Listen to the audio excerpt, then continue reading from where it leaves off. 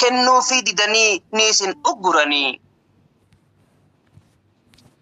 Wanniin ibsa godheef seera shari'aatiin kennatan waan ta'eef miskiinni yoo dhufee sittuma kennanii jechaa jira malee hissee irra kisha. Hiraar quban qabdu sammuunis jajjabdu uumamaan bashaashaa dubbii tanarratti akkam jette duuba arustittii teenya yaa adde Aishaa.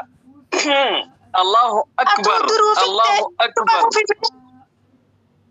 Atuu duruufittee ittuma fufimee siin hordofaa jira waa takkan sodaatin irra jirta shaame naan jettii bar wal beeyna mitiiree bar duraanis ollaa takkaa deemteen beeytu arustittiin teenyaas shari'aadhaan faallaa wanni filatamteef qaamaa fi qalbiinis tummiciyyoon callaa eega wal argatan hunda haa gugguutuuf rabbiin waan abdatan harki isaa ballaa yaa Aishaa teenya baga injifattee kan kee taasifatte leenca keenya Ustaaz Saifuddin Abdallaa maal dubbanna duuba jechuu taatu malee har'a maashaa Allah.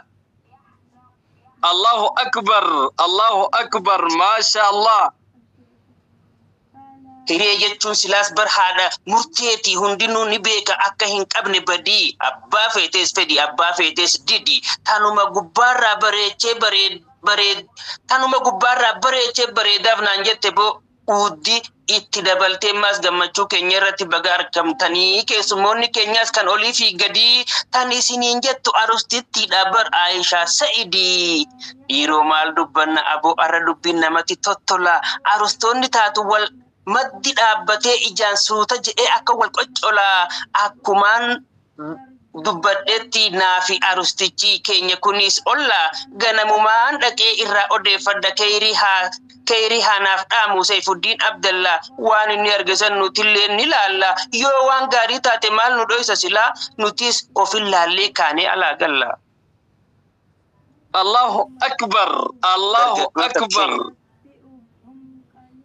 Dargaggoota keenya laaltanii gartanii sirni konfolummaa of gubbaan kombolee tokko hafneen siin jee ijoolleedhaa fi gowwaa taatu malee warri aqlii qabu kan fuudhee fi qabu kanaa hin gartanii qorra keessaa galee nuufi saalaafisu akka keenyaa kunis wallee du'aa irraa duyda ofi galee.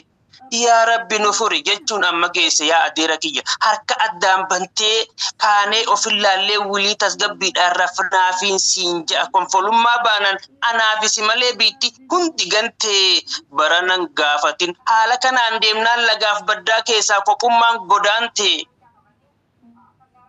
Allahu akbar. Isinin gartanii galanni kan saati tan fuudhaaf heerumaa magaalaan finiinte warra waliif qoode shiraaf sharriinis addaan hin babaaftu haada 19 osoo wali hiite arustittii teenya fataa jedhi usii baga alaa galte konfolummaa baanan tana irra aante tanaa bar du'aayin garaadhaan siif goote gaafa dhiyoo haate.